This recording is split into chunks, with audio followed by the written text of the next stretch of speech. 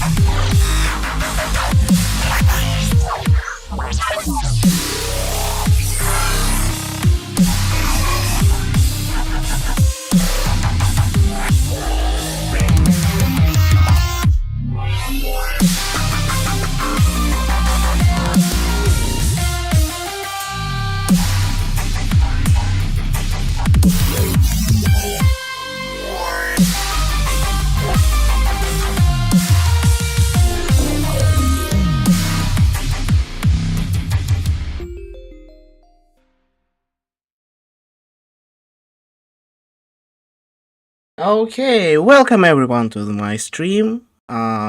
Yes, this is a second second season of my podcast series called Geometrical podcast. And today I am starting with a banger because I am meeting with the goated artist, the legend of the Geometry Dash music scene, XTRULLOR. So, XTRULLOR, you are now unmuted. Say hello to the chat. Hey, people. Good to be here. So, the first question I'm asking everyone here on my channel is, like, how are you today? How did I do it? Yeah, that's how I ask myself. I just kind of I really feel like I mostly lucked out with everything, like constantly, when it comes down to music and this whole, this whole swath of people just listening to me. It's this pure streak of luck that I have everything over here. But I think it was Deadmau5 that actually kind of said that in any case, when you like do this kind of production work, you're only just preparing for luck to happen to you eventually. Like the better you get, the more work you do, the more you push yourself out there, the more likely the lucky things will happen eventually. And I guess that just happened to me at a greater scale that I thought it would ever happen. So I'm kind of flabbergasted mostly with all this kind of stuff. That's actually great to hear. What's up with your moving? I've heard that you moved from your previous apartment to the new one, and how are you right now in the new place? Yeah, I'm in a new house, like just now. I'm finally getting all the space that I wanted to actually build some kind of proper studio, so I can do this stuff at the scale that I actually wanted to do, like in this very moment. Of course, the scale will like expand even further like later on, but this is very appropriate to what I'm doing today, for now. So yeah, I have a complete room just dedicated for music production, and it's everything that I always wanted for all these years. So it's gonna get pretty good. Like you love something new, am I right? Like you love to experience something new and try some new things, right? No, of course. Like even now, I'm kind of like my whole like music like career, I guess what you would call it, is just this constant experimentation with new things, because I honestly get bored of doing the same thing over and over again very easily. Like I'm not really the kind of guy that seeks to perfect some kind of formula or a style or something like that. I'm constantly moving. So even though I kind of like had this kind of style back then originally, which got me kind of famous, I then of course just started getting interested in orchestral stuff, which is what I'm doing, what I'm kind of known to do now. But even then, like when it's just starting to get like nailed down, I'm getting more interested in metal kind of stuff and so on. So it's kind of like these constant introductions of new things, because I get bored of things eventually over the years. So it's just this chase to just see what I can do, like, and what can I explore with music and so on. It's just way more interesting that way. But I guess the downfall of that is just I never really truly nailed down a style until maybe way later, when I have done so many different kind of styles that my ear just kind of gets accustomed to music in general, and it just kind of comes together eventually. And that's what I'm counting on, like ultimately. You've mentioned a metal stuff. On Reddit, I've posted some things on Reddit about my podcast and roster of the podcasts. One person said about what is your favorite bands. I guess metallic bands, and like, when did you start listening to metal? And maybe we will see songs in this genre. Ever since I was a kid, I was always into metal, like all up to this day. Like electronic music actually was kind of just a side project, as it were, because it was just interesting in the way that it actually managed to get the kind of energy that I wanted out of music that I didn't hear before. So I just pushed the envelope to like hear the kind of power that I wanted to hear from all the music. I was like constantly disappointed with music in general. So I just like push the envelope to see just how much I can push it, how much energy can I like do with that. But now that I have done that, I'm kind of like returning to the more metallic roots, as it were. I was making like rock and metal songs before I made electronic music, actually. Like when I started out, I made that kind of stuff. So now it's just kind of like coming back to those things with a whole new skill set and whole new ear, so I can actually like do that properly. I got the guitars.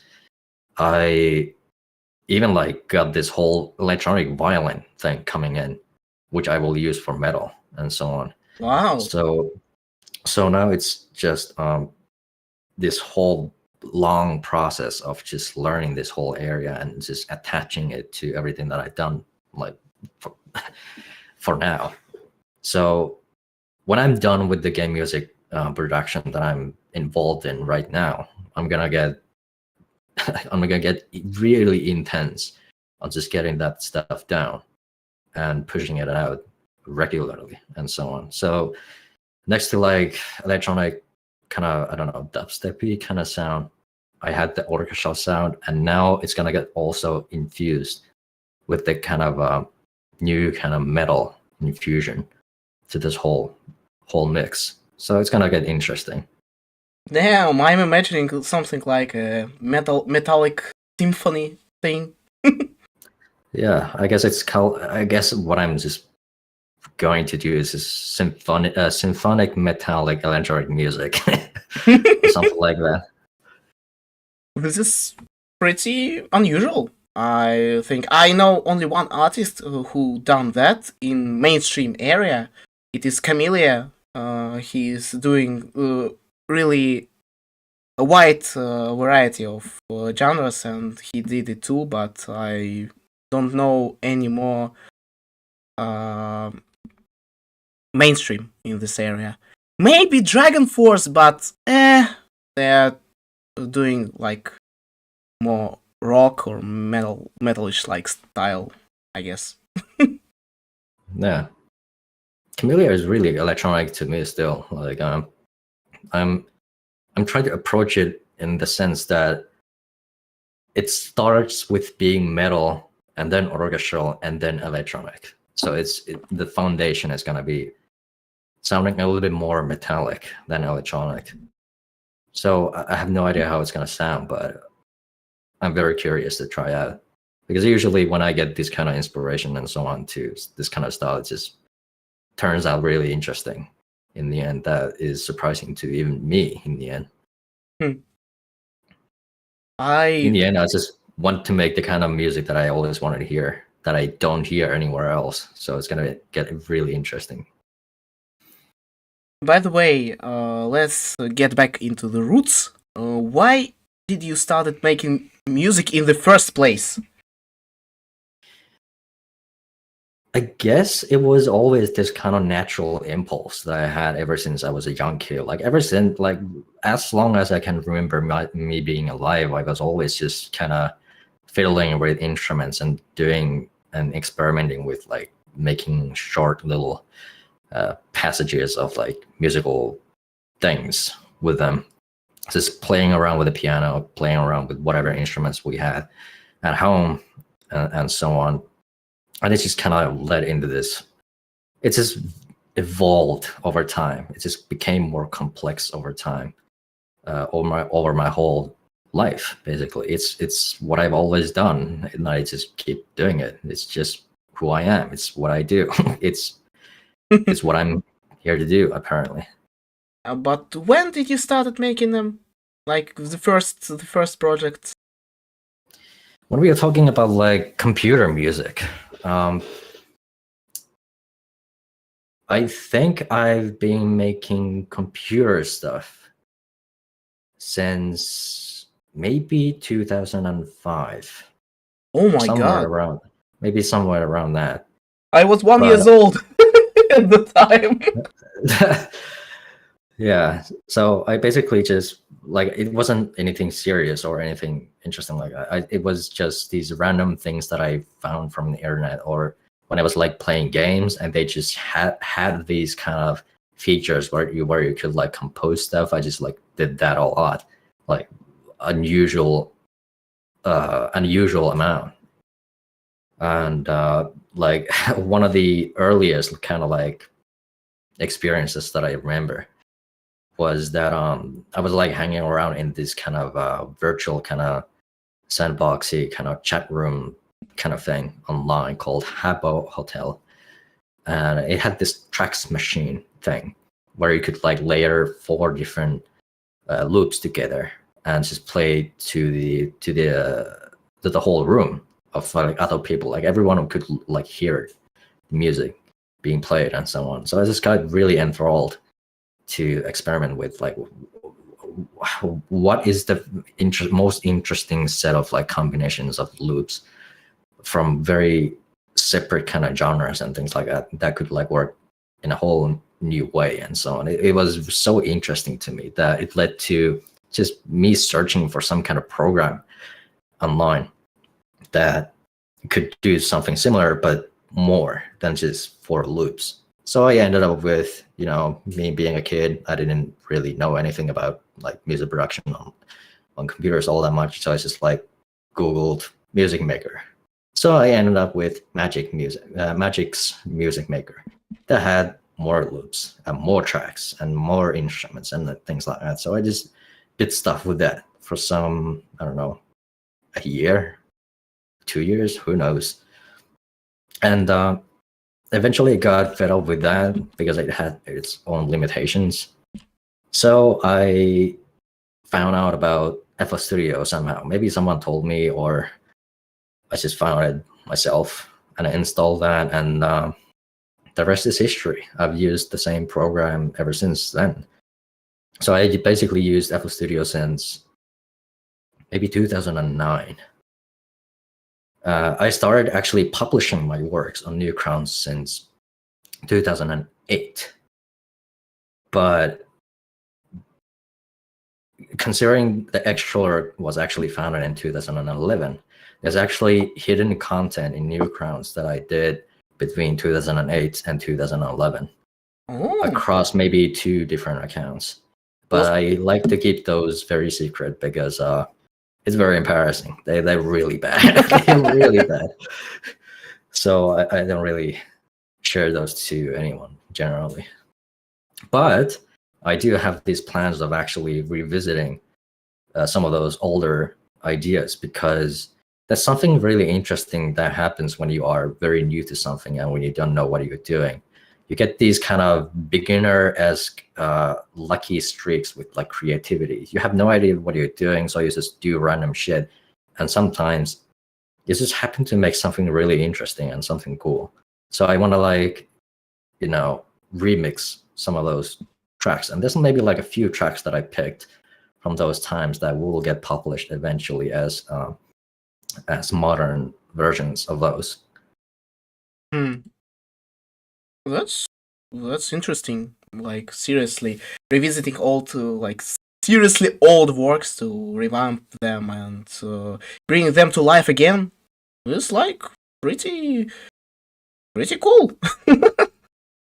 Yeah, hell yeah, it is. It's very interesting and nostalgic almost. Yeah. By the way, Right. sorry for interrupting. I've received a donation from Romeo. I guess this is how I pronounce his nickname. So he's saying, "Hello, XTRULLOR. Sometime I had try on my ringtone, and in one lesson, when our teacher have gathered our phones, my phone rang, and teacher got really scared of tries drop. I guess he's said, lol. Thank you for art." All right. By the way, about some school things, I remember like I was in the 6th grade. I was in the sixth grade, and our music teacher told us to make a presentation about your favorite producers, artists, composers, etc. And I choose you to promote. To promote your work and show what you've done in that period of time. Spoilers: no Supernova. Seriously, yes, and like seriously though, you are an inspirational figure for many generations for now who play Geometry Dash. Like seriously, your music in this game, in particular, is like eternal. people will make levels using your music, especially Supernova. By the way, how do you feel that the most mainstream song is this song, Supernova? How do I feel about my track Supernova in general? Yeah, you can say that. It is certainly it's very interesting because Supernova was actually one of those tracks that when I made it, I felt some of the best kind of flows, creative flows that I ever had in my entire span of time when making any song, really. It just came out of nowhere. It was made super quickly, like within 2 days. I usually take way longer with things. It was maybe like 16 hours when I made from start to finish. Just one day, just sitting in the room, start the project, work on it a whole day, and the next day, and just throw it out and move on. And I didn't really think much of it at the time. It was just another project that just felt nice to do. It got maybe like, I don't know, 100, 200 listens. I was like, oh, okay, cool. Interesting, cool comments here and there, a few. Okay, let's make the next one. But it was some months after that I started noticing that I was getting an unusual amount of listens. Like something was weird. I had no idea why. And the rest is history. It turns out that Geometry Dash was made. People made levels and so on. I had no idea the game even existed back in time. So it was really strange just to wake up one day and notice that, wait a minute, my view count on these songs are not in hundreds anymore. It's in thousands. And in the next weeks, it was in tens of thousands. It was very strange. Like I had been making music for years and years and years, and I didn't expect anything to happen really for a long time. It was just this private project of mine that I just did for fun mostly. Really, it was just my passion that I did for its own sake. And when I noticed that this huge surge of an audience just happening out of nowhere, it's just I got this whole new feeling to music production. Like I suddenly felt like, okay, this is what it's to be an artist that has an audience. It was the freshest kind of new feeling that I had never felt before. Because I was almost always kind of like the sideline guy that just kind of did his own thing that nobody else did at the time. Like I come from an environment that doesn't do electronic music like at all. Like if anything, it's just folk music, like metal and jazz and things like that. And I had like all these people around me that were amazing players, freaking amazing, phenomenal players, just really talented and so on. And they got all this notoriety and, well, not notoriety, but like publicity. They got like all the stages and all these kind of things. And I was like sitting on the sidelines just wondering what that would feel like. And but I wasn't making that kind of music. I wasn't that kind of player. I was a violinist. I didn't do this kind of flashy instrumental stuff that everyone was doing around me and so on. And not many people even appreciated the kind of music that I was doing. They just didn't get it. So I was just this small little guy, just laying at the back walls, just doing my own thing, doing this electronic music. And now suddenly this huge audience is came rushing toward me. It was so new. It was so freaking new that I didn't know how to handle it, really. It was exciting. It was exciting at first. It was surely exciting and so on.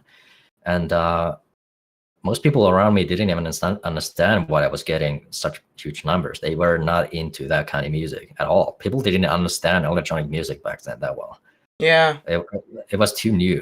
It was too new. So it was like knowing my mental state and background and all that kind of stuff. It was kind of like this. I was finally being validated in some way. Which I don't think I ever felt that way much before. Knowing that I kind of have this kind of history with people that they don't seem to like jive with me that well. So I didn't really have any friends, didn't have anything else going on. And I just kept silent because nothing was working.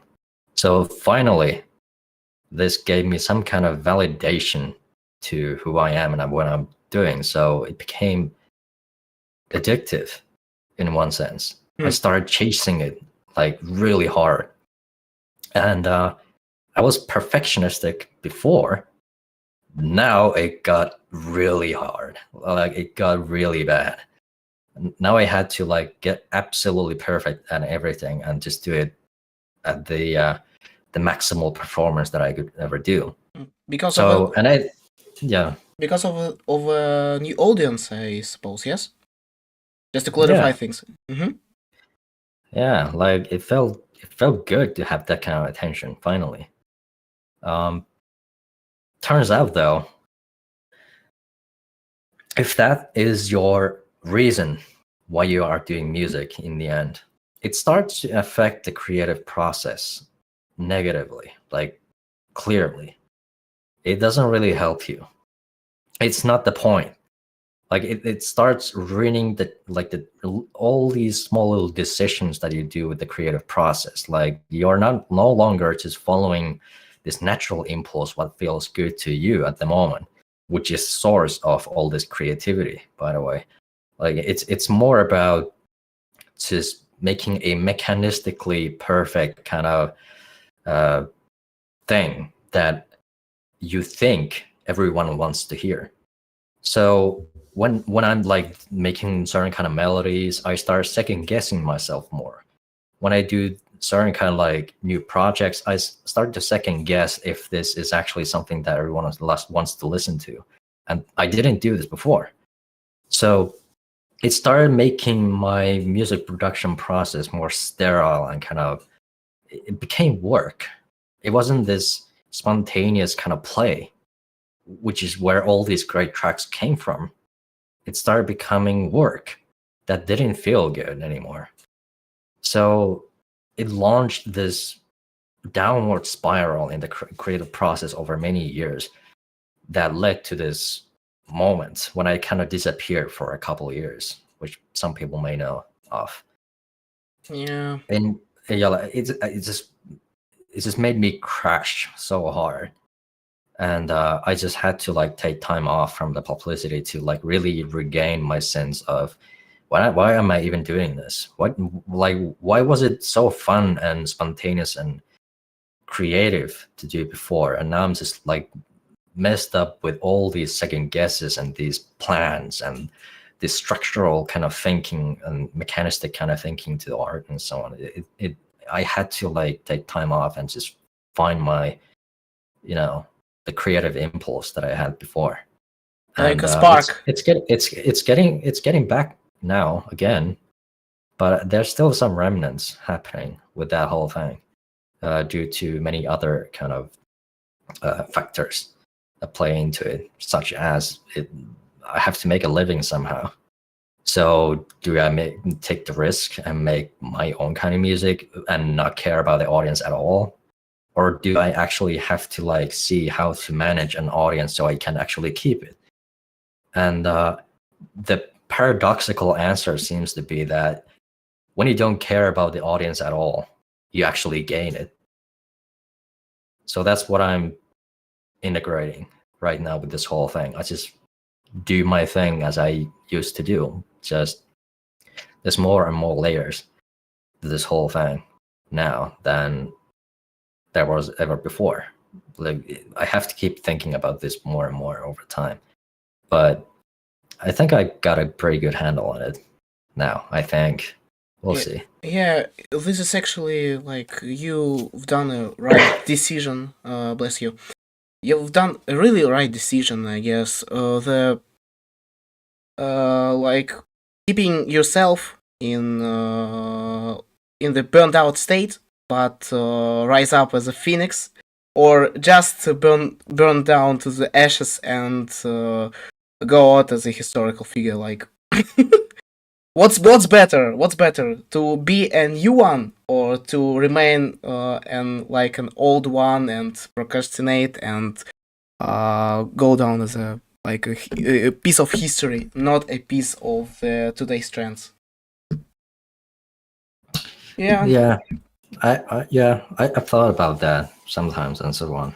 Yeah. But it's like there's actually this thing that I came to and when I was like gone for a couple of years, is that I was so deep in researching all this kind of stuff about your own psyche, the creative process, and philosophy, and all kinds of stuff. It's like got lost in rabbit holes where like I wasn't making as much music anymore. The passion for music like transformed into a passion for research and reading and things like this, just finding information. And it was there is actually this concept called the hero's journey. One of the parts over there is called the underworld experience. When you actually like are met with this call for an adventure, you have to like trot into the underworld experience. You have to go to the underground and fight the proverbial dragon or dragons inside the shadows and things like that, and find out like who you are actually. And there was a lot there, a lot. I had accrued so many things that were unconsciously steering how I was making music, and it all flared up in this full burnout manifestation, as it were, when all this kind of audience came to me. So I at some point when you improve and get better at something, you will find some kind of obstacle in front of you. And one of them is actually that when you get so good at something, you will eventually hit some kind of wall in the improvements that you kind of push through.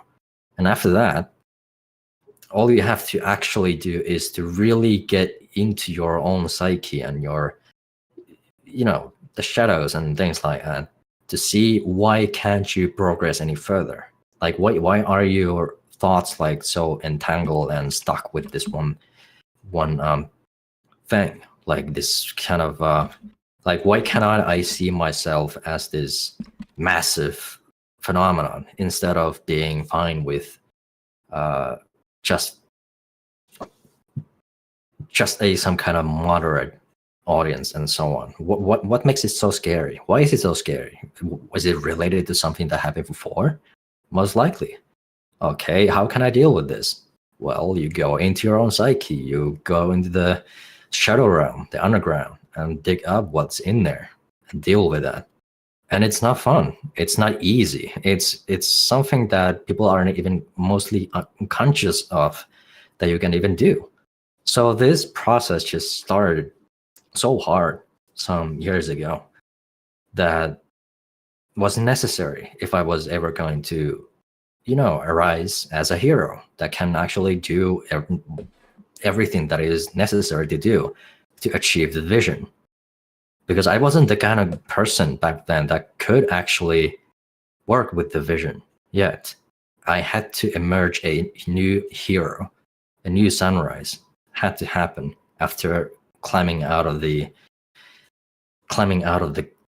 deep dark cave of your own nonsense that mostly has been built up from your past and so on. Like Alice Miller said, that today's strategies are mostly repetitions of what happened in childhood and your own age.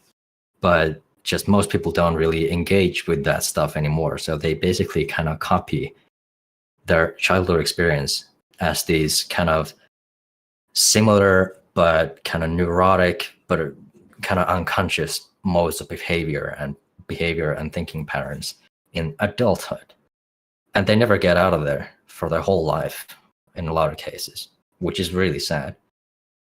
But I think this is something that I had to learn. I was forced to learn this when this whole audience came to me. So it's a blessing and a curse that happened when this whole search just happened out of nowhere. I had to emerge a hero somehow. But perhaps now I also have something to share to other people, maybe through my music and so on, that can inspire them to do the same. Wow. I'm seriously speechless. Wow. XTRULLOR, you should write a book, like, seriously. This speech is so motivational and, like, I'm seriously speechless right now. I can't even think a little. I need to, like, a little comprehend what you've said. No offense, though. This is a really, like, great introduction, I guess, to your story, and like this philosophical term that you've used is really shows your journey from the underground artist that's doing things for fun to the person who have a really large audience and trying to do more and more. So I'm really wow. So, sorry for the such vague speaking, but I'm seriously impressed from your speech. Yeah, some people have often told me to write a book, but Yeah, I you think really should. it might take me like at least a decade or more to actually have something really well, let's say, backed up by things and so on. This is so much. So this is so much to learn and so much to read and take notes on and so on before I actually can consolidate things into a book. Because I just find that I keep changing my mind about things too frequently right now, which may be a sign that I don't really have it nailed down yet to the point that I can actually speak about it more, extensively. It's just that for now, it's most likely going to be consolidated into my art for now, like in terms of lyrics and so on, that give a hint to this kind of process and so on. Like when you have so much information over time in your head, it doesn't really do much if you don't actually share it, I think. Yeah. And it's better to like what I find is most people don't really do this kind of stuff, but they really, really need to. It helped me so much. But it's just I can give you like a whole long list of books to listen to and these podcasts to like get into and all these kind of articles and all these kind of like separate kind of things. But even then, I'm not really prescribing anything. I'm just kind of just showing where I went, what I found, and it's still incomplete. So it's better at this point to kind of give more of a general feeling and general idea to people that kind of affects them more. Because here's the thing. Even though you can find all these kind of powerful ideas that can uplift you to whole new heights and so on, often I find that we have this kind of left and right brain modality thing happening with information is in the sense that it's harder to just say things to people and then integrate it and so on. Sometimes they don't really even intake it in the first place. But here's a little trick that I realized about art at some point. Text, speech, and this kind of stuff, this intellectual kind of stuff, speaks to the left brain modality that is that can easily censor things out to keep some kind of consolidated sense of self and a sense of the world. But the right brain modality that art speaks to, it skips it completely. Maybe not completely, but it has this advantage of drilling into the mind of people way easier.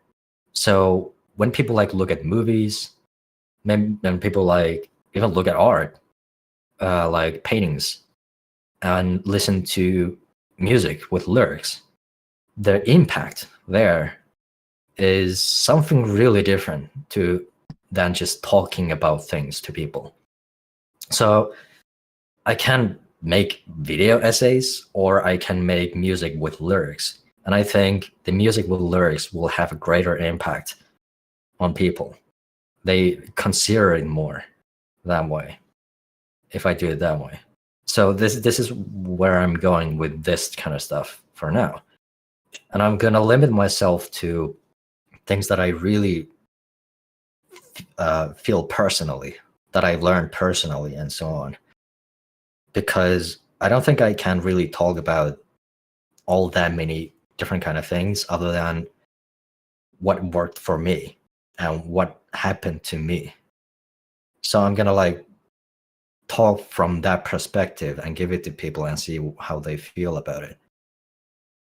Because you can put the crown on your head, build the castle, spread the wings, the sun is shining, and the power grows.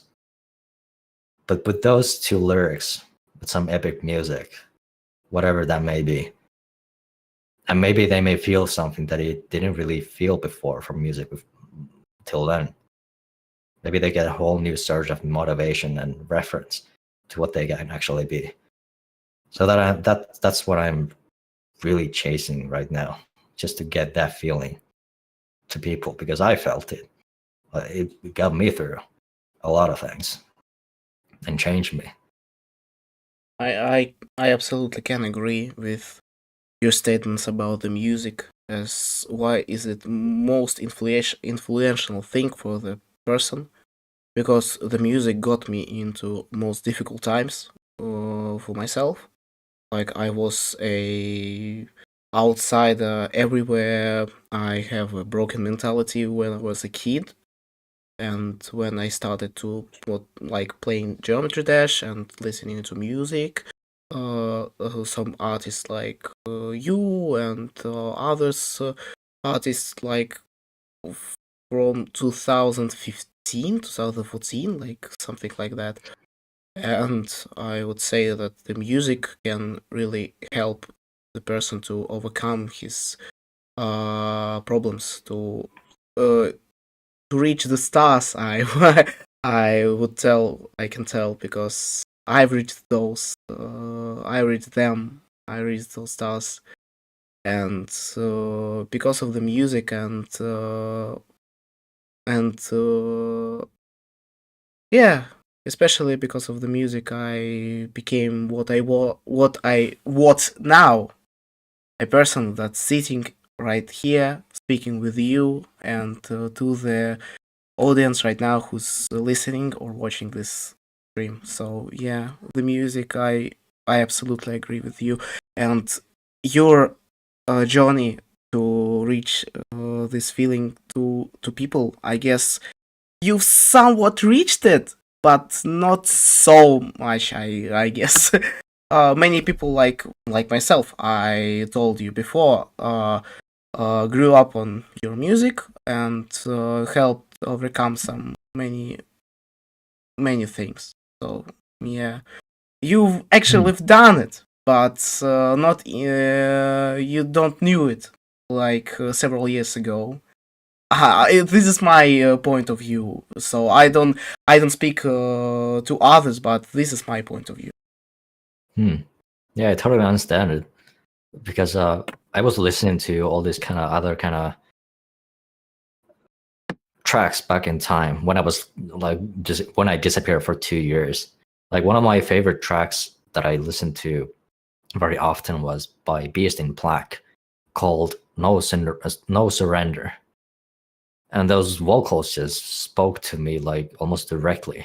It was a really powerful feeling, and I got it's what I want to give to other people. It's just that I don't think I've done it to the scale that I wanted to do yet. It has to be lyrical eventually. So it feels like even though people are really inspired and all just keep talking about me, talking to me about these, these inspirational kind of feelings that they have about my music. For now, I feel like I'm just practicing. I'm just like throwing out practice projects for people to listen to. Like I'm not doing the thing yet. So if this is already the kind of impact that I'm creating, then I think I'm really somewhere really worth going to. Who knows how big this is gonna get? Like who really knows? True, absolutely true.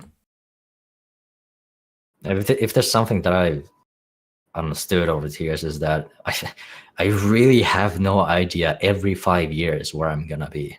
Every 5 years, I'm a completely different person in a completely different situation. Even though everything feels slow, nothing seems to be moving. But when things move, they move rapidly. They just change so quickly, and you don't even notice it. Yeah, the world itself are moving so quickly, and it's going exponentially faster. I saw it. After I saw the impact of the world progression speed after the COVID period, like this 4 years. The world got like it is when your homework is due and you need to write it fast and pass it to the teacher. Like world is in this state right now. Like I see it, because damn, I can't even comprehend some of the things that going on right now, especially on the internet. It's the battle of the Black Gates. Maybe. Who really knows what's going on ultimately? Yeah, maybe. Wow. We went to the philosophical side, don't we? That tends to happen. Nah, I'm really enjoying like this philosophical stuff on the events like this on the podcast is I guess is the most common thing to be in, and I really enjoying speaking with some person who like know really who knows about the philosophical stuff and psychological. This is really interesting, but not for the maybe listeners, because what are they yapping about? Tell us about some funny cube game. But by the way, about cube game, this is none of the less. I'm so sorry for my pronunciation, but this is a podcast from the Geometry Dash and Geometry Dash community. Do you play the game? I actually don't. I have tried I did try it for some hours many years ago, but it's just not my genre ultimately. I kind of tend to I have this tendency to like play roguelikes more like and listen to something while at it, and maybe some other obscure things. But Geometry Dash and this kind of rhythmic kind of genre just never really click with me. even though I'm pretty much like I play games a lot, like more than people maybe realize. It's just that I seem to be more secluded with my own things, my private things, instead of being in communities and so on. Yeah. But what if like RobTop comes to you and said, "Hey, do you want to be a part of the music library?" Do you know about that? Do you know about music library in Geometry Dash right now? Oh yes. So In fact, RobTop actually contacted me personally years ago to make some kind of official track for the game. what? Seriously? Yeah. Wow! Wow! This is wow. Yeah, it was an unfortunate timing because there was this debacle back in time because I was more, let's say, I liked Newgrounds a lot because that's where I started this whole public thing, and I still to this day, ever since 2008, still publish my things over there. So when Geometry Dash happened, there was this massive problem for Newgrounds at the time when people were publishing tracks they didn't own, like licensed tracks and so on. Impersonating? Newgrounds was in trouble. I was really scared that the whole thing is gonna crash down because of the lawsuits and everything like that. And so in protest, I unlisted my tracks from being used and so on. And people in Geometry Dash got really mad. But it was like weeks after that, some kind of new vetting systems and whitelisting systems and things like that got installed. And I published all these tracks of mine again. But the damage was already done. RobTop noticed it. He pulled back his request, and that was that. Yeah, I remember that. I remember that piece of history. I was here because for me, I am playing Geometry Dash for over 10 years for now. Yes, I am no lifer, you can say it, but like this Geometry Dash now it's my whole life. I really can't just leave it. Right now I'm doing some different stuff, but still I saw it myself, and I got really mad too when you unlisted your music because I wanted to make a rated level using one of your compositions. But seeing this song is not allowed to use, I was like, holy shit! Not today then. But well, I'm actually really curious about the RobTop request to the official level, and wow, this will be kinda interesting alternative path for the game. Because yeah, I've been thinking about actually doing it. It's just that I would do it immediately, except that I'm way too busy with game music at the same time. So I really hope that I have time in the next months to actually join it and do something to it, because I kind of wished that I got the official thing going on over there.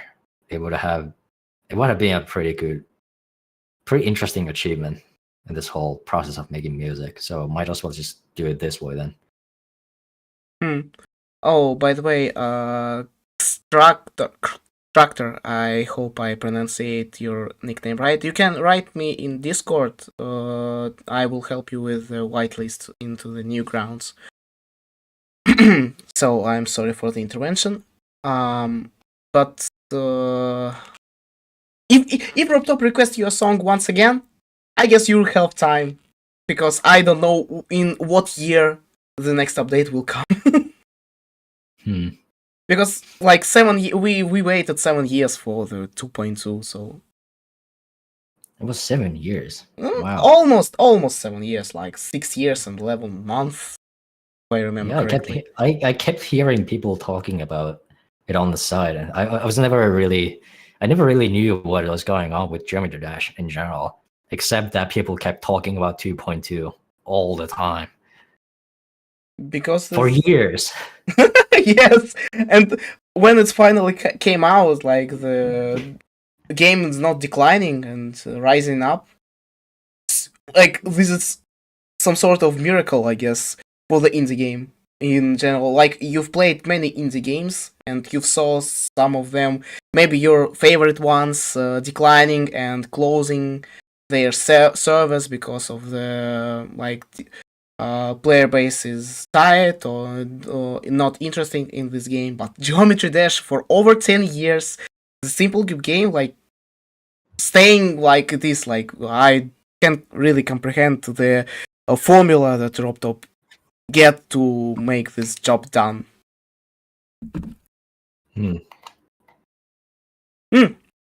By the way, about games, what game can you recommend to play for the people?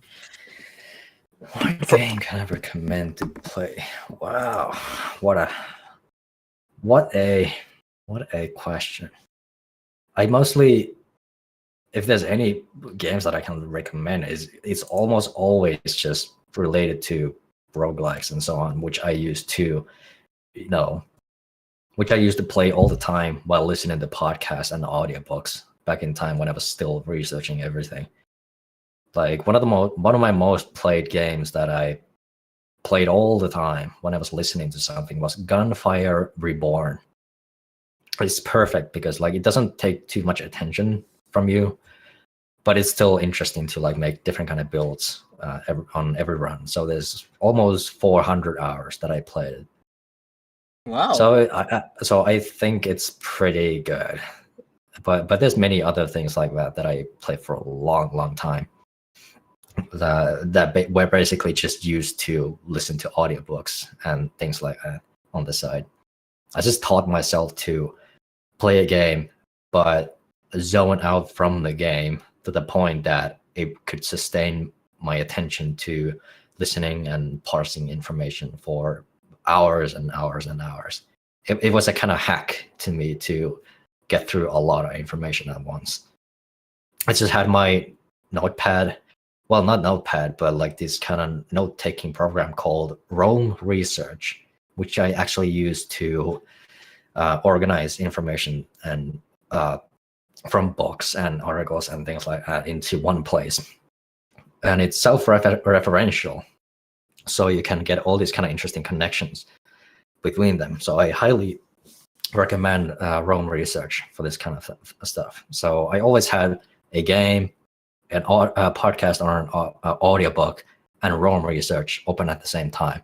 And when something interesting was said, I just like wrote it down and kept on playing the game.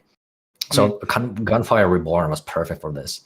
I think a recent addition that is similar to Gunfire Reborn is RoboQuest, which I have played recently because like I basically did everything that I could in Gunfire Reborn, so I just had to get something new. So RoboQuest kind of replaced that. But there's other like roguelikes like that, because like roguelike is just perfect like medium for this kind of stuff. So we're talking about like Binding of Isaac, Spelunky, and things like that. Interesting.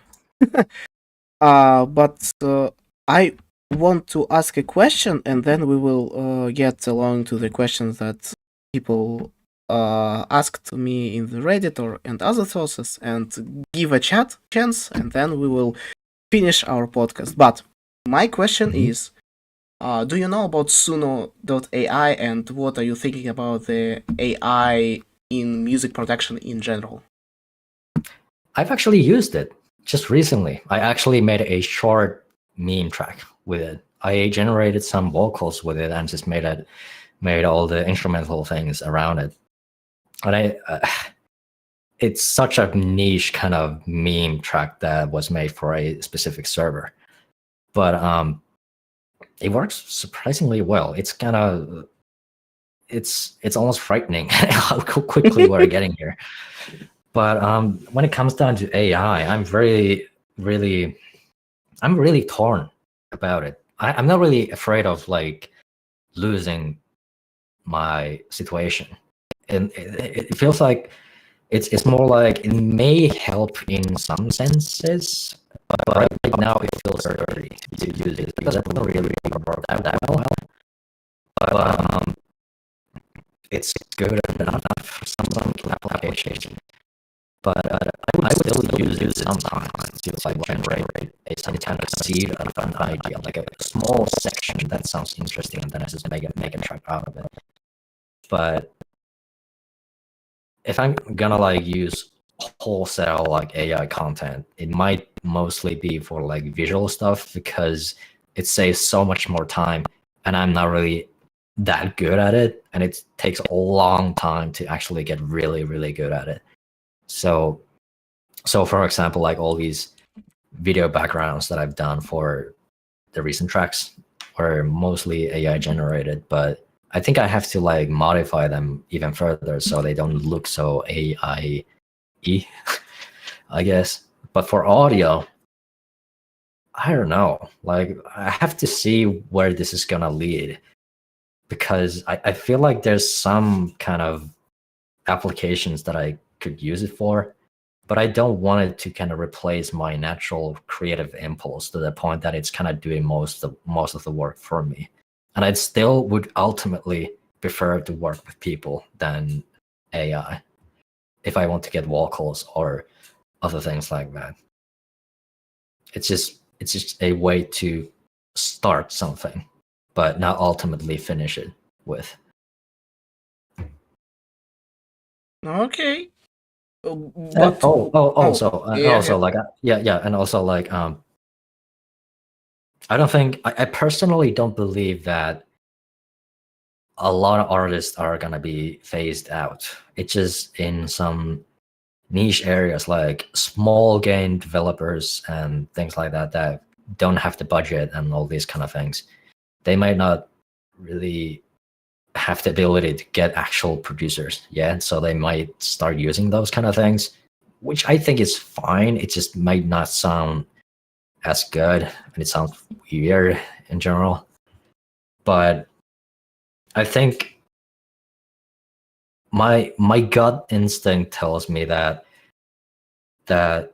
in the advent of AI and things like that, and easy content creation and so on, the truly skilled and top level ones get more valuable, and they are seen in a better light in some sense when it comes down to this kind of stuff. And that's where I'm headed. And I feel like I will carve my kind of own location in this whole kind of thing, where if people actually want authentic and unique stuff, they go to me instead of AI. So I have this area to me ultimately. So I'm not really that afraid of it, at least yet. But what Belief said, and I completely agree with his statement or their statements. I'm sorry.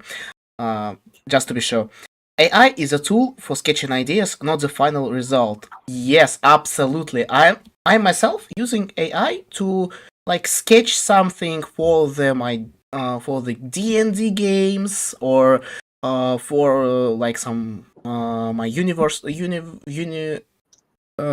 projects. So this is really helping. Like it's helping me to get my diploma for the uni. Using like AI, like ChatGPT, etc. But AI should not be praised as a complete different thing, like an artist or so on. This is a tool, a really powerful tool, but not a AI can't make a masterpiece. Like the main point of the AI, in my opinion, is that he just and he they is just to replicate the things that people made way long ago. So AI can't make something unique. He can make like some replications of uniqueness from the other people. So for now, AI can't compete with the people in terms of let me say, I forget the word. I love when I forget the words. Inspiration. AI can't make some like dumb things like some or wait, I have a donation that scared me. So what about AI? AI can't make like some dumb intentional shit or some really great works. You can't see this made by AI. So AI can't replace human now. So like people should not worry. People should use it instead to make AI as a great tool for the future. That's for me. And AI can't inspire themselves. AI can inspire others, like some basic poses for artists, like my friends using AI to make some poses, using it as a reference, or in general think like prompting something like anime girl in the beach, blue eyes, etc., and giving a result for their artwork. So people should not ditch and protest against AI completely. That's my take. Because this is dumb. This is really dumb. AI, you really can't stop it right now. There's actually interesting comment that F777 actually talked about at some point, is that even though AI art may start sounding really good, ultimately what makes a following to an artist, it may not just be the content that they make, but it's also the person behind it and the personality and all this kind of really unique kind of push of the person publicly that actually garners this kind of interest in a lot of people. So people are not just interested in the music, they are interested in the person making the music. Yes. So like there might be some like, okay, this is a song, skip next thing. But, oh look, 10 Minute actually published a new song, let's go. And so on. So they're interested in the people. Yeah. A lot of things, in a lot of ways. You just prove the one thing: AI don't have a soul. Like you can hear the soul in the human when human made this, like the art or the song. You can hear it. You can feel it. You can feel that this was made by a human. This was made with the passion, with the love, and maybe with the blood. Who knows? But you can feel it. And for me, like you just describe me when I'm scrolling a feed, like, or listening for some music and seeing, oh wow, like some Camellia made a new song, or like you published something to bang my head. So yes, you can't replicate those feelings if this was made by AI. So yeah. Yeah, this is kind of why I'm slowly coming out of the gate with this kind of philosophical kind of stuff, because I think next to the music, I think I have this kind of value to bring to people. It makes it more personal in that sense. So it's not just about the music, it's the human experience from this kind of angle and understanding and maybe learning something new. And it actually builds you up into something. It's just not just cool sounding music, but you actually kind of go somewhere with it. And I don't think AI is really equipped for a while to do that. It mostly replicates a sound and style and things like that. But if I can insert my personality and all this interest into it, perhaps there is this kind of human connection to it that it just cannot do as well. Because we are always, as much like we are different, but we are quite similar in a sense. But we are unique. We always have this kind of unique take on life itself, because every single life is, ontologically speaking, completely unique. Like nobody has the exact same timeline of perceptions and thinking patterns and things like that to the T. It's not completely the same. So we kind of end up being different with a different perspective and just different like perceptions of things with different backgrounds and things like that.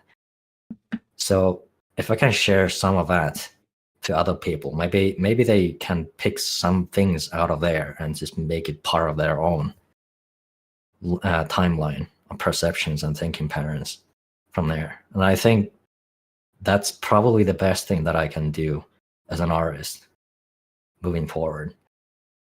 It's what I strive for ultimately, because I think there's this layer from for the music eventually that artists may actually have way more to tell to other people, and they have this tool of music, this art that skips, like I said, skips the censoring part of most people, and it can tell something to them if they have something to say. So I think this is a huge advantage above AI art for now, for me. And it's what I'm gonna keep up with. It's the thing that I can give to the world. It's what I can give back to the world from the personal experiences and so on. It's how I can make this world a better place, I believe. So it's just no longer about making music for fun. It's about making a world a better place now. And that's a calling that I will certainly take to the heart, for sure. That's ambitious, but I'm all for it.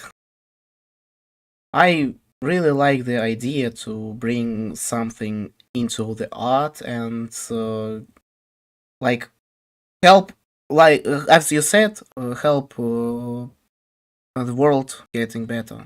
I really into it. But I wanted to ask one last question, and then we will read some questions from the posts.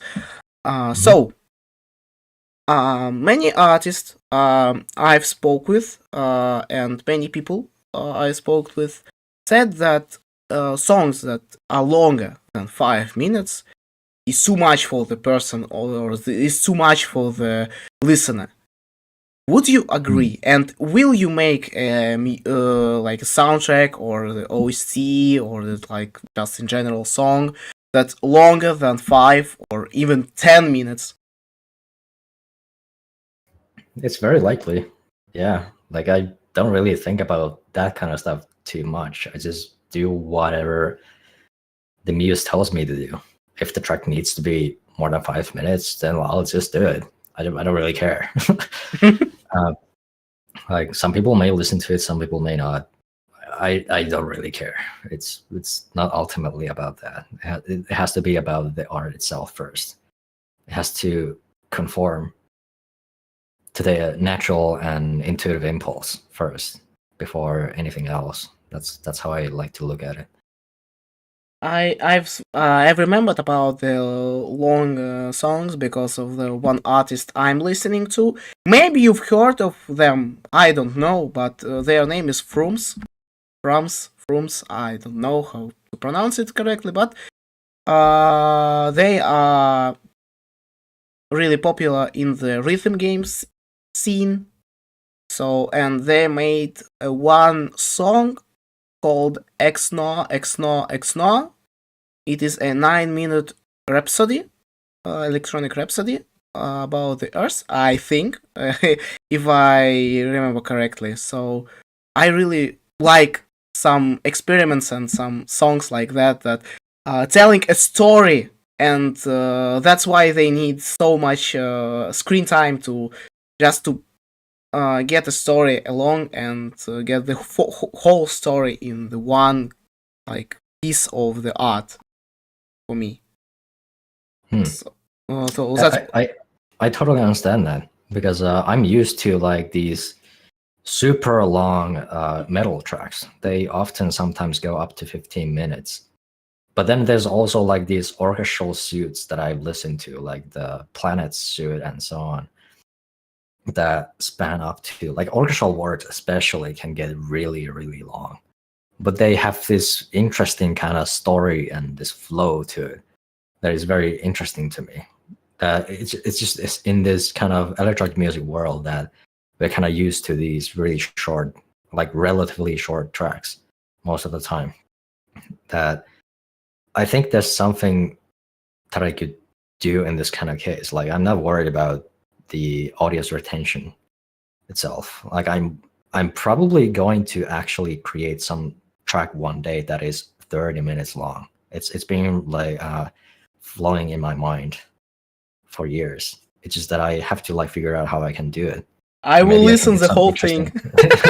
Yeah, maybe I'll get some ideas from orchestral works that actually span for 30 minutes, because they have interesting sound structures and movements and things like that actually tell a story. There's not that much you can do ultimately. Well, you can do a lot within like 3 minutes, but it's an interesting challenge to think about how can you make something 30 minutes long and still be interesting. It's kind of like a challenge to me, honestly. I'm always interested in like doing things that I'm not used to and just doing things that is really different. Like I said, I get bored of doing the same thing over and over again. So maybe Yeah. that will happen eventually. Yeah, and about the long tracks, like one thing I want to say, I saw one comment from the song. If I remember correctly, it's called Unbeatable. This is an OST for the one mod for Friday Night Funkin'. It was a more than 10 minutes long, and I saw a comment that says it took a real mastery to make a 10-minute song feels like a 3-minute song, and it took a really and it took the opposite side of the master. I can't figure out what word can I use, so it can take opposite side of the mastery to make a 2-minute song feel like a 10-minute song. Yeah, I totally understand that. I totally Yeah, understand. like to make it as boring as possible and make a 10-minute song as flow as possible. Yes, I finally can manage my brain work again. Hooray. And okay, so the things from the Reddit right now, people ask some things. Okay, the first question from Adult Liquor for 20 is: would you rather have unlimited bacon and no games, or unlimited games and no video games? What the fuck? What? Oh. Okay, shit posting. This is a Reddit. I hate this meme, but okay. So, serious questions right now. What was the reasoning of you trying to distance yourself from being connected to GD like Dimrain, and how did it affect you? Oh my god. Well, like I said before, I was just not interested in the game. But the second reason, honestly, was the community, like the tone of the community is, or at least was, kind of off-putting at the time. Like I was looking at all these other artists, like I don't know, AU5 and all these kind of people, and looking at their communities and things like that. And I was just honestly just kind of jealous of them having such a wholesome and musical kind of community and things like that. And then comes me with this Geometry Dash community that I didn't understand, didn't really relate to. And on top of that, it was kind of noisy and kind of obnoxious a lot of the time. Like especially kind of the people that came to talk to me, they made no sense. There was no actually any real conversation and things like that. It was overwhelming to the point that I just got kind of resentful of it. But today I just don't really care. It's just there. I just do my thing. You do your thing, and people kind of like me, and so on and so on. And people are growing up now, and they kind of listen to my music for the music's sake. And it's a weird situation to be. Like, I don't want to be like berating of the community in that sense, but I just didn't get anything out of it, really. Understandable. The question from RXY. Favorite song you made? Favorite song.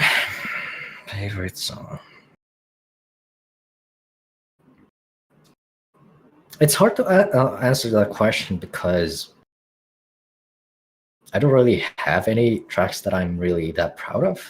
Like, not really ultimately, but it's usually this is my escape from that question. is that my favorite song is always the one that I'm making currently, because it's always the most exciting. It's the most new. It's catering exactly to my taste at that time. But my taste moves through time all the time. So when the track is made, my taste already changed and my ears developed during that time. So now that track that I just made, I don't really like it that much anymore. So I make the next one, and then it's my favorite track again. So it just keeps going on like that. Of course, there's like these random tracks that I really just hate. They're just so bad. So I just like throw them away. But it's usually the thing that I'm engaged with at the moment that is most exciting and which I really, really love to like listen to. Like when I make something at the moment, I just listen to, I just keep like I render it and I keep listening to it all the time, again and again and again, because it sounds so fucking good at the time. It's exciting. But by the end of the production, of course, I have like exhausted everything out of the whole track, and then I just don't like it as much. So it's just this constant cycle. This is just how it works for me. Okay. So I can agree, like when you doing something new, it's really exciting, and you can't say what this sculpture is going to be after some time. This is really exciting, and I like this escape of the question. So, how did you do the growls for Nirmiti? Please go into technical details. I want to get some growls like that. Also, what did you use for the orchestral elements? Fat Nerd 3566 questioning. Okay, I guess this is a kind of simple answer to a simple question to answer. It's Harmer, and especially the resynthesizing window. Just abuse the hell out of it. That's how I make a lot of my basses, like those weirder ones. Like I'm not really that sophisticated. It just sounds sophisticated because there's so much creativity and nuance you can actually do with that. Just throw anything audio into the resynthesizing window of Harmer and just play around with it. You can make a lot of weird sounds with that sound really sophisticated. It's kind of like this kind of cheat that I accidentally kind of like figured out at some point. So a lot of basses in near MIDI example, for example, are just that. I just throw something to the resynthesizing window. I select some kind of specific part of it, and then I just use that. And what I throw into it is just like some bass files, just some, mostly just like already made bass sounds. Like sometimes you can just like make a bass out of that resynthesizing window, make that an audio file, and then throw it back again into the resynthesizing window again and again and again, and you get this immense complexity to it over time. And that's how I made a lot of those basses. basically. But orchestral stuff. If I could like recommend anything, it's just like I used to use like so many different libraries and just testing things out and just doing tracks with different kind of things. But over time, I just kind of narrowed down into these favorites for my personal use. And those are basically Metropolis Arc 1, the Native Instruments Symphonic Orchestral set, the whole thing, strings, brass, and so on. Jaeger, like Jaeger, yes. And for percussion, it's Damage 1, Ferrum, like FERRUM, percussion.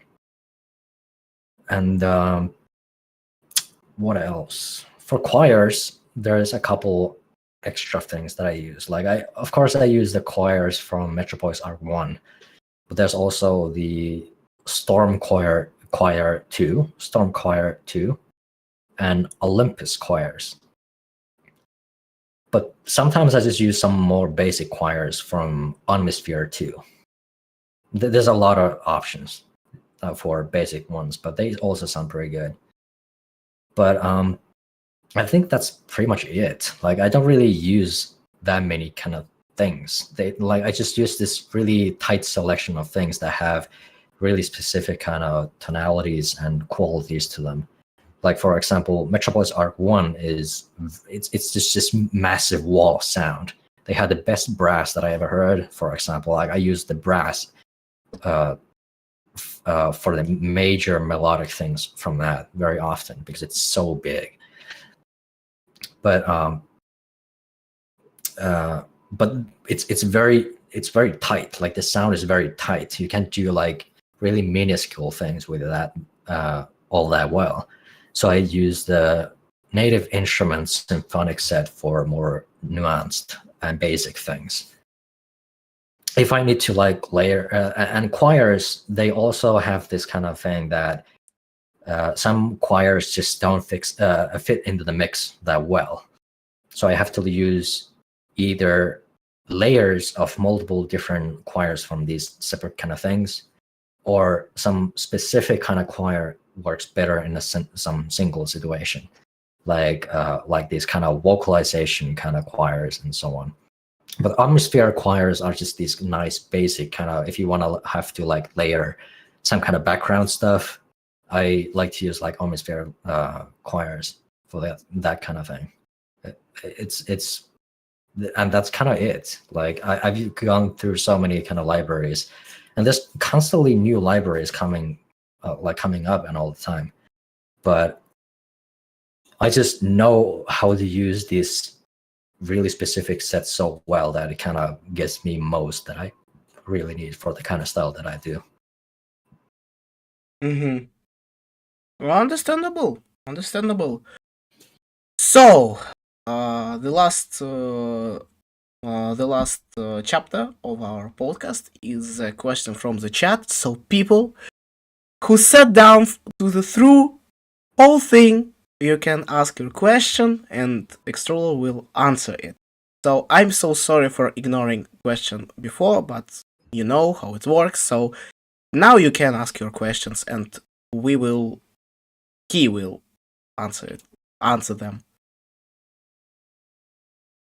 If any will be in the chat in the like some 3 to 5 minutes. Okay, Lols, could you please ask XTRULLOR about his collaboration with Zoftly? How did he manage to get permission? Oh boy, Zoftly has been he's the most persistent person that I have ever seen. He basically just insisted in talking to me. Like he never gave up. He just like kept like throwing like greetings and messages and things like that for over a year, like a year and a half straight.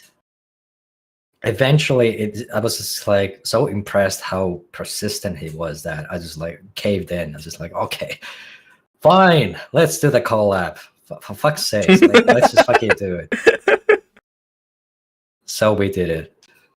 Oh my god. This is like hitting a wall type of thing. Oh my god. I remember when Softly joined the Discord and said he would collab, and literally no one believed him. Yeah. Actually, people don't believe me when I wanted to ask you for the podcast, and you will be my guest. So this is a kind of repetitive situation, I suppose. What other interests you have beside music? Oh boy, this is kind of. I have a lot of private interests. Just that they usually tend to be kind of odd. Like we are talking about actually kind of odd. Oh, it's like I said, I got really deep into researching things and so on, and the rabbit holes just get going deeper and deeper and deeper because I just wanted the answers to my own psyche and so on. But when you start this whole question about your own psyche and your mind and so on, it leads into, psychology, philosophy, and things like that. Okay, then it gets into the history of those things. Oh, we have history. Okay, what do we have here? Okay, it leads into this. It leads into that. Oh, we are now suddenly like finding ourselves in communities that are researching deep into all manner of things. So it's spread into so many different areas that I just kind of recognize these small little kind of niche and let's say almost fringe areas at some point. And so now we are like entering into things like remote viewing, which is its own whole podcast, but it's something that I really don't talk about much, but it's worth like checking out eventually. But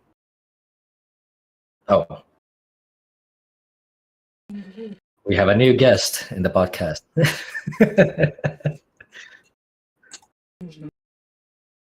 So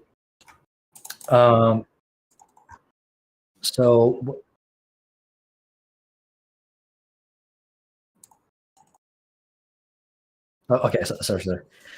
Okay, so he's muted. Yeah. Okay, he's muted. No, never mind. So anyway, so what I was saying is that okay, so there's remote viewing, which is its own interesting rabbit hole and to go into and actually practice. Like, just try it. Try yourself. It's so super weird. That kind of can break your whole sense of reality at some point. And it kind of led into from there into all other sorts of like areas, and I started getting more interested into like what these fringe like kind of knowledge areas exist in, and so on. So I got it really interesting into researching like shamanism and occultism and things like that, and seeing like what did these people really think about these things, because we tend to have all these kind of ideas about like these pop culture ideas about this kind of things, but I wanted to know things for real, because eventually I kind of found out that there's usually always this kind of pop culture and this kind of popular notion about things, but underneath there is the reality of it. So when I'm not making music, I often just like research into things and try to see what's underneath everything that most people miss.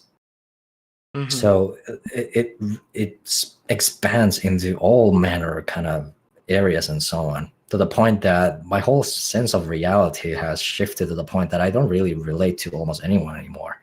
It's weird, which is actually kind of like connects to this other area of philosophy of existentialism, actually, which there's actually this one book from from the name escapes me, but there's this book called The Outsider. Colin Wilson's Outsider, and there's this other book called next to that, Beyond the Outsider, which is where we get this whole notion of a person that is kind of like being kind of an in a kind of a psychological state where you are a sort of an alien in a human world, looking outside in, and just like studying these little things that they do, but you're not really part of it. Mm-hmm. So that way you are kind of detached from all these like notions, how most people think and what they expect you to think. So you get this whole freedom to like go anywhere you want. So suddenly you are an explorer of reality on a whole nother level. Just that you're not partaking in it all that much anymore. You just live in your own world and look at things, but with this kind of torn down internal censoring. It allows you to go into places that other people don't dare to go, or dare to think about, or dare to just try, and things like that. So like all these, let's say, fringe areas, even though there's like some like nonsense and things like that, sometimes you find gold there, things that other people don't think about, and they actually help you a lot. And that's kind of like where I come from. It's these little circles of people that found the best ideas on philosophy and heroism and just this kind of strength and so on, and health and things like that. And on some notion, like even in occultism, I found some health and so on. It's a private practice in the background of mine, but I don't really like to talk about it that much because it's, well, understandably really misunderstood area. Yeah. If you don't want someone, really, you should not like speak if you don't want. So the next question, XTRULLOR, rate my English. Like seriously, a person said, XTRULLOR, rate the English of the podcast's host. Oh, sorry? Again, XTRULLOR, rate the English of the podcast's host. Me. Like my English, my speaking. Your English? Yes, yeah, I don't know why he asked this, but yeah, I guess that was almost a answer to it in itself. Your English needs some work. Yes, absolutely. I'm so used to just reading English and listening to English that at some point, and even talking English over the years, that at some point it just became relatively normal to me, except that I still have an accent that I just can't seem to get rid of. But it's certainly improved all the time, to the point that it's super weird. Like the more you engage in this kind of stuff, I actually started thinking in English. Like my natural thinking language changed from my native language, Finnish, to English. It's super strange, but it helps me to, arrange thoughts and ideas and things like that way easier now.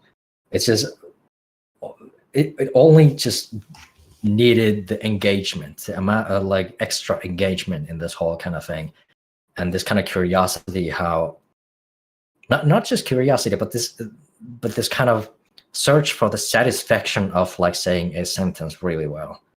Like it was always really satisfying to me to find the perfect way to say a sentence properly. Like language is art in that sense. I'm not just like outputting music, I'm just outputting language.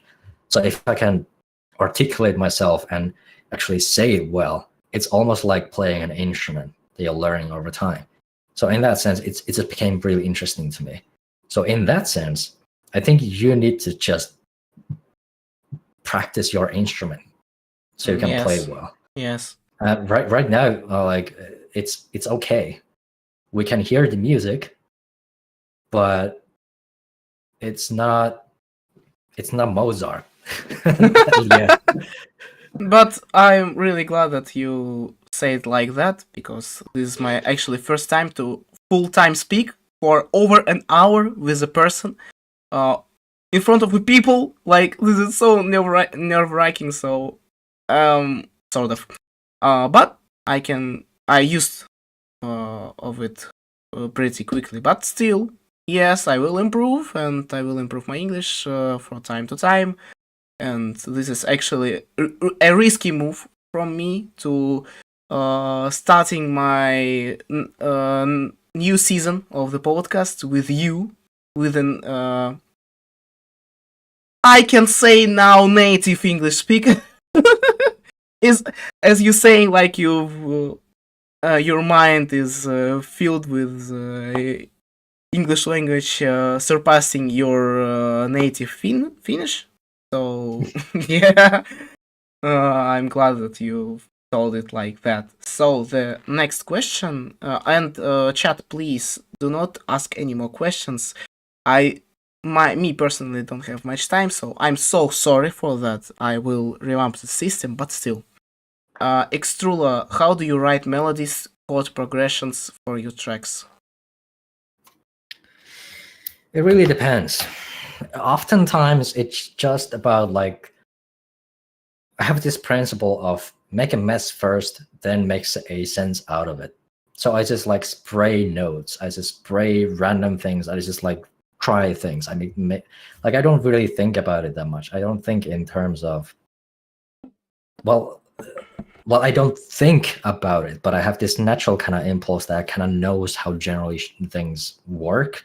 But it grew out of just this thing where I just tried to spray things all the time. And over time, when I sprayed so many things again and again and again, I noticed what worked. So my spraying became more accurate. It's still this thing that, like, I don't really make melodies out of nowhere cleanly. I always make a mess that doesn't sound good, and then I just edit it all the time. It's usually a good idea to look at how to make melodies and listen to melodies that you listen to normally, and maybe even go as far as just try to copy those melodies and look at the structure, how long notes are, when are these like quick movements happening, and things like that. And over time, you get this kind of intuitive sense how a melody should flow, but also you get this kind of technical kind of outlook, this overview, how a melody actually looks like when you write it in MIDI, for example. It is this combination over time when you do more and more and more that you kind of like start getting a good sense of how a melodic kind of line works really well. Oftentimes, it's really just about do something that is close to every note, and actually you can hold notes longer than you can actually think. Like try holding notes longer and see how long can you make them before it actually becomes too long, and then you like find this edge, how long you can actually make some things, and it's actually longer than most people actually think. Like one of the common like melodic like mistakes that I see here from beginner musicians is that they try to do too many things, too many notes all the time, when melodies are actually relatively simple in structure and nature a lot of the time. It's just that there's these long passages with transitions most often. It's just it comes to you naturally over time. But it's often how I make a melody is just make a few notes and make it sound interesting, and then copy it and change it, then repeat it, and then make something really different. So it's this 1, 2, 1, 3 structure, as it were. By the way, about interesting structures of notes, the one last question I will read today is from Varak. He says, "Hi, ask XTRULLOR, is he going to release tracks in time signature like 7/4? Does he have any pets? What was the very first track like? Why did you refuse to make music specifically for Venom? Of course, I will make tracks in variant time signatures. Of course, I will. It's more interesting. Like there's millions of 4x4 tracks, and thanks to the metal genre, especially the progressive metal genre, like the time signatures and rhythmic like movements, they're way too interesting to ignore completely. So I'm definitely gonna use like a lot of different time signatures. Like 6x4 is actually starting to become one of my favorite time signatures because it sounds like 4x4, except that it's more funky. So you can do more interesting things with it without it sounding, off or hard to follow at all. So, what was the other thing? Do you have any pets? Any bets? Pets. I'm so sorry. Pets. Oh, pets. Oh, no. I wish I did though. It's just that I probably can't have any yet because I don't know where I'm gonna live in the future. I wish I would have a dog, but I don't know about the logistics of like having one because I'm planning to like move out of the country eventually. You can pretty much like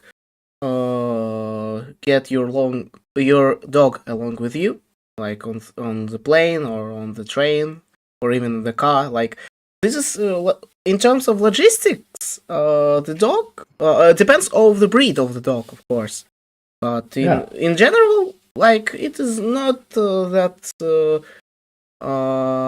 hard to maintain the dog and to have it in the home. So that is surely one of the parts of it. Like if the breed of the dog is not like some like a gargantua thing that if he stands up he will be far more bigger than you. Yeah, it's one of the parts of it. Like I'm not ultimately that scared of the logistics. It's more about that. I probably don't even have the budget for that yet, and my life structure is so sporadically chaotic that I don't think I'm really even competent to even have a pet just yet. I have to take care of myself first.